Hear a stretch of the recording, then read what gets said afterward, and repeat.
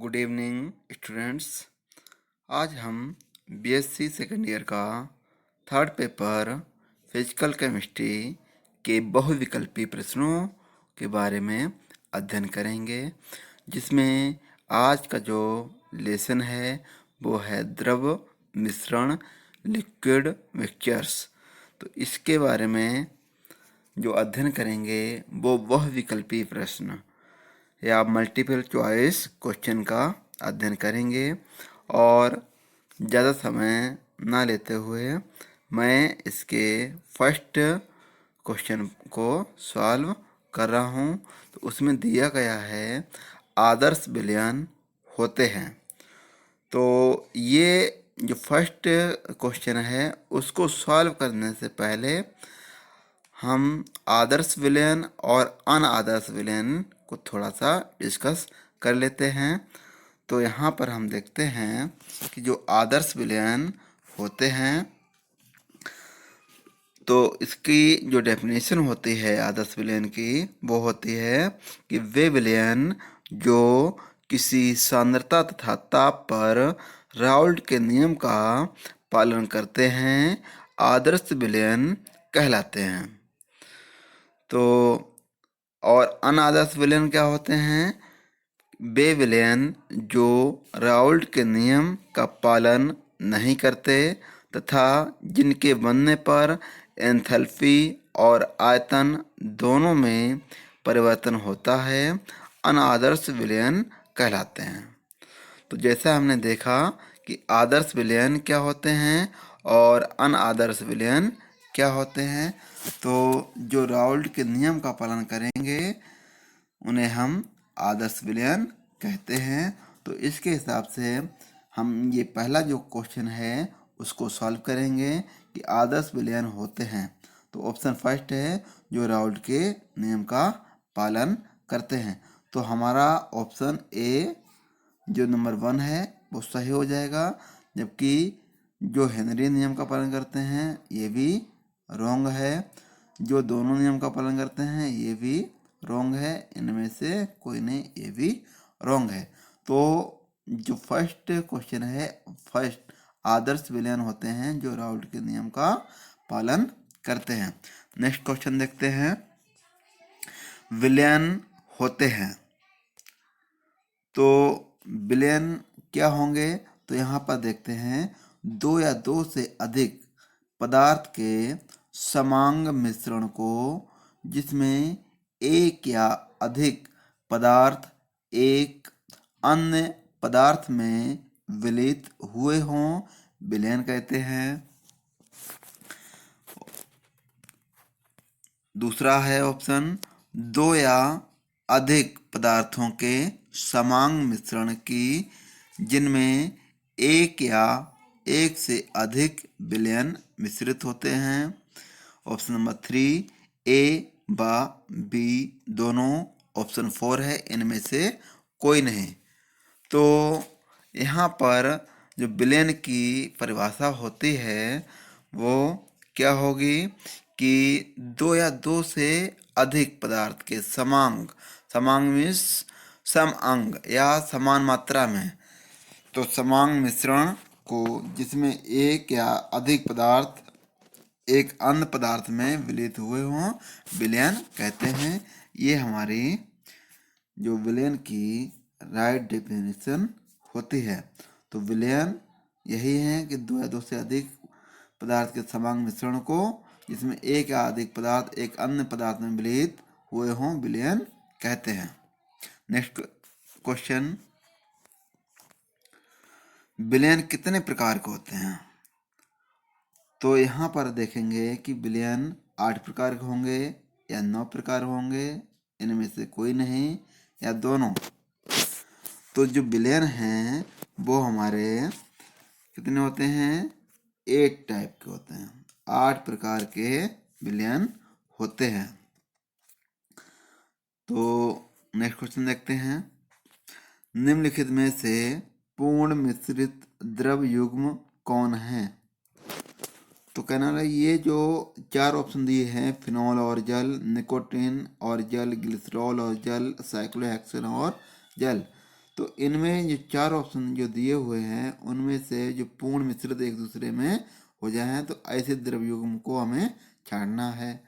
तो यहाँ पर जो फिनॉल और जल है इसमें ये पूर्ण तरीके से मिश्रित नहीं होता, युग्म नहीं होता है।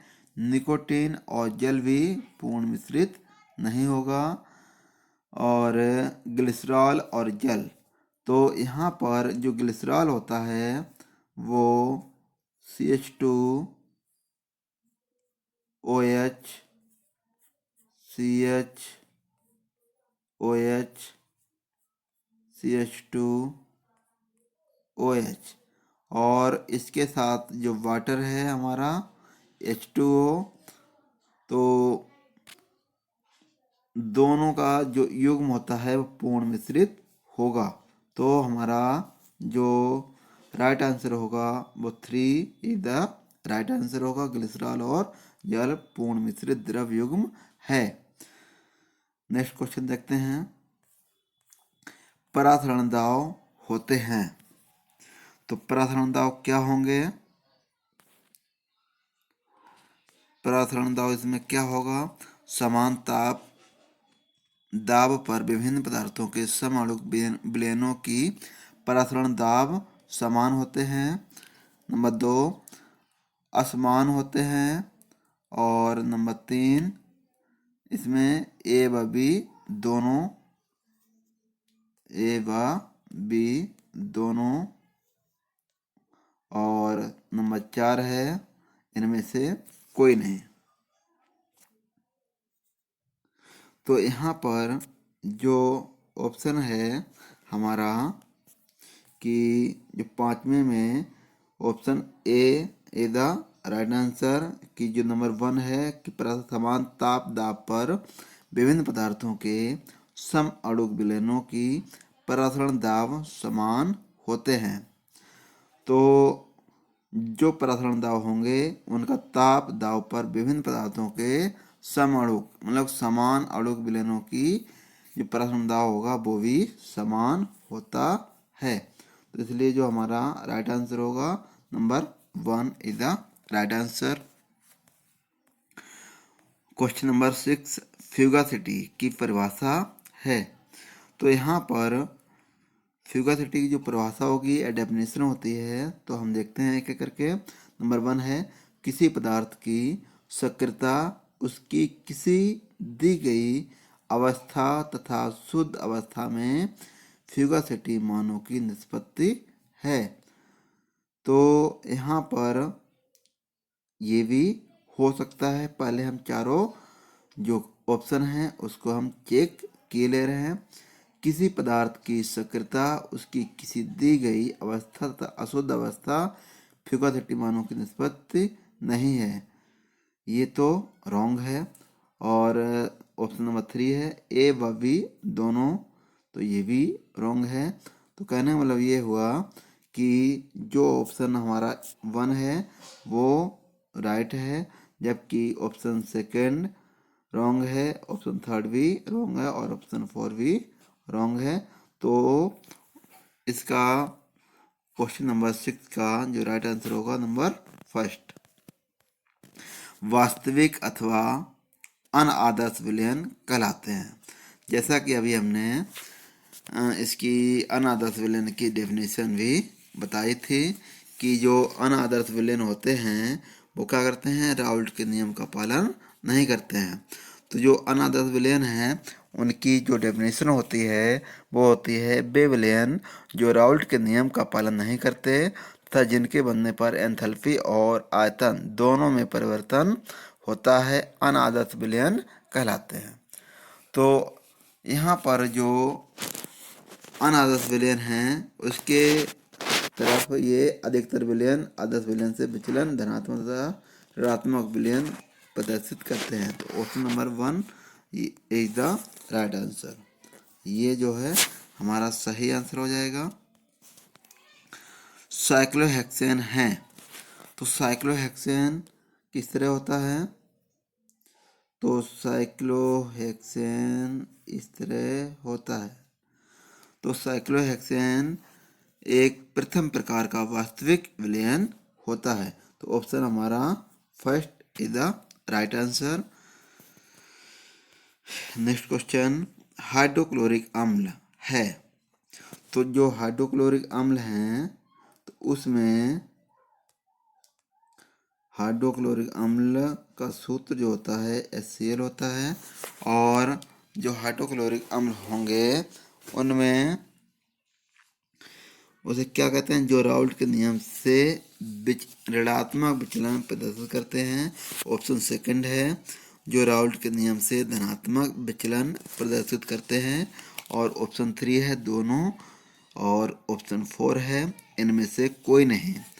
तो हाइड्रोक्लोरिक अम्ल जो है वो राउल्ट के नियम से ऋणात्मक विचलन प्रदर्शित करता है। तो ऑप्शन हमारा फर्स्ट सही होगा। क्वेश्चन नंबर 10, तो जो 10 है, जल व एल्कोहल हैं, तो जल और एल्कोहल एक दूसरे में पूर्ण मिश्रणीय होते हैं, पूरी तरह से मिश्रणीय होते हैं।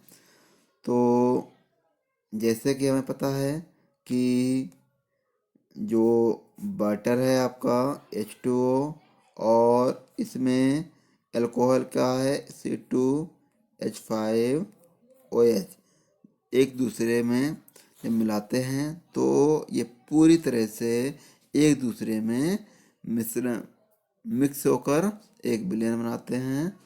तो इसे जो हमारा आंसर हो जाएगा वो नंबर 1 होगा।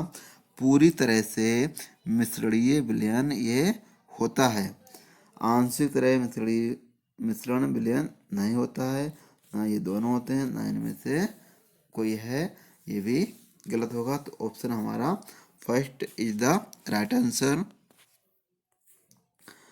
ऑप्शन नंबर क्वेश्चन नंबर 11, न्यून ताप पर द्रव की श्यानता का मान है, तो जो न्यून ताप पर द्रव की श्यानता का मान होगा वो क्या है कि जब न्यून ताप होगा तो द्रव की श्यानता का मान बढ़ता है, द्रव की श्यानता का मान बढ़ता है। तो यहाँ पर जो ऑप्शन हमारा first is the right answer होगा।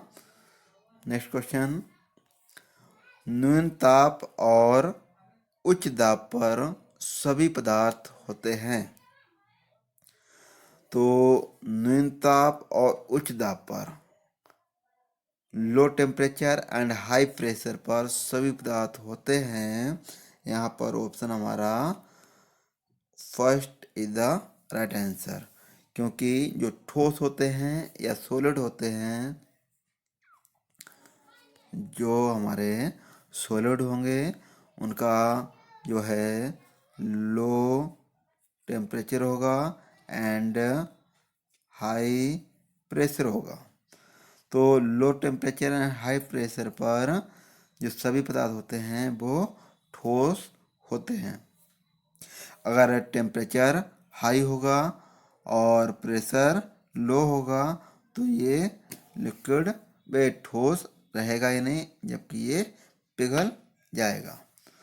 नेक्स्ट क्वेश्चन, किसी ताप पर द्रव का घनत्व गैस के बराबर होता है, तो किस ताप पर, कहने वाला ये है किस ताप पर, एनी टेम्परेचर, तो क्या है किस ताप पर द्रव का घनत्व गैस के बराबर होता है।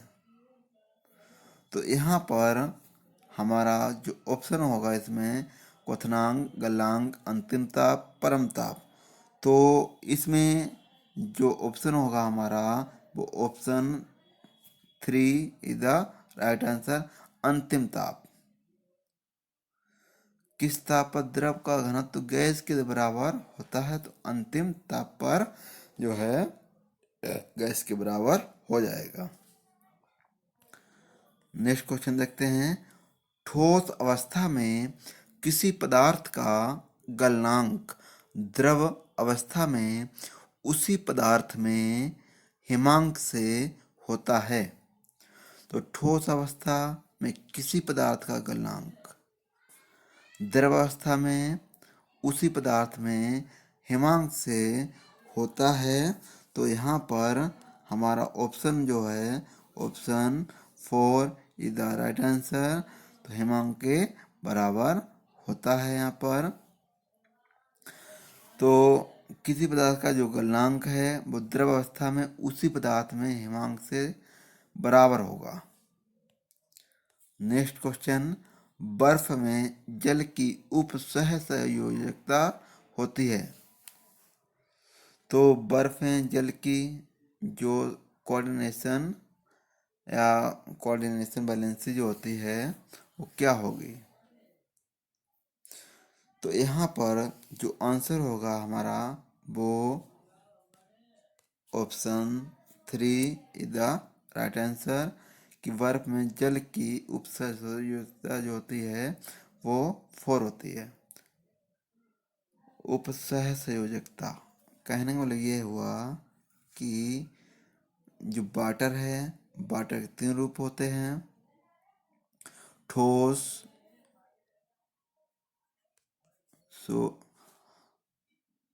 सॉलिड, लिक्विड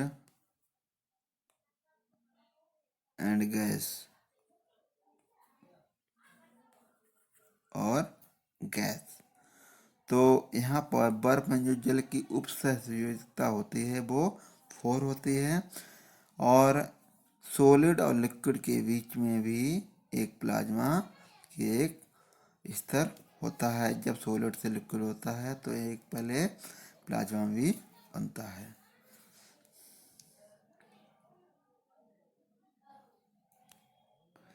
ऑप्शन वो क्वेश्चन नंबर 16, द्विध्रुव बल किसमें नहीं पाया जाता है। तो दो जो इसमें द्विध्रुव बल है वो डायपोल मोमेंट होता है, वो वाटर में नहीं पाया जाता है। डाइपोल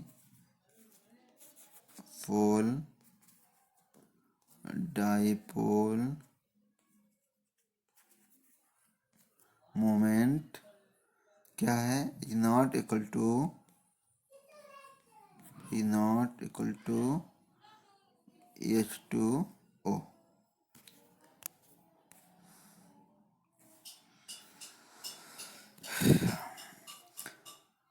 क्वेश्चन नंबर 17, ईथर व जल है। तो ईथर व जो जल होता है, ईथर का जो सामान्य सूत्र होता है वो RO होता है तथा जल का जो सूत्र होता है H2O। तो यहाँ पर ईथर व जल का जो मिश्रण होगा वो आंशिक रूप से होता है, मिलता तो है मगर पार्शियल मिक्सचर होता है, बहुत ही कम समय के लिए होता है या कम इसमें एक दूसरे में घुलता है। तो कहने वाला ये है ईथर व जल एक आंशिक मिश्रण ही है, पार्शियल मिक्सचर्स है। क्वेश्चन नंबर 18, हेनरी नियम के अनुसार। तो हेनरी नियम के अनुसार क्या होगा इसमें, यहाँ पर गैस को विलयन तथा गैसीय प्रावस्था में सांद्रताओं का अनुपात अचर ताप पर अचर होता है। ऑप्शन सेकंड, गैस की विलयन तथा गैसीय प्रावस्था में सांद्रताओं का अनुपात चर ताप पर अचर होता है। ऑप्शन 3 दोनों सही हैं। ऑप्शन 4 दोनों गलत हैं। तो यहाँ पर हेनरी नियम के अनुसार जो हमारा ऑप्शन होता है वो option first is the right answer कि जो हेनरी नियम है वो गैस को विलयन तथा गैसीय प्रावस्था में सांद्रताओं का अनुपात अचर ताप पर अचर होता है। तो ऑप्शन नंबर फर्स्ट हमारा इज द राइट आंसर। अब क्वेश्चन नंबर 19 देखते हैं, हेनरी नियम का गणितीय रूप है। तो यहाँ पर ऑप्शन 4 दिए हैं, C1/C2 इक्वल टू के, C2/C1 इक्वल टू के, C1 minus C2/C2 equal to के, C2 minus C1/C2 equal to के। तो यहाँ पर हम देखते हैं हेनरी नियम का जो गणितीय रूप होता है वो C1/C2 इक्वल टू के होता है।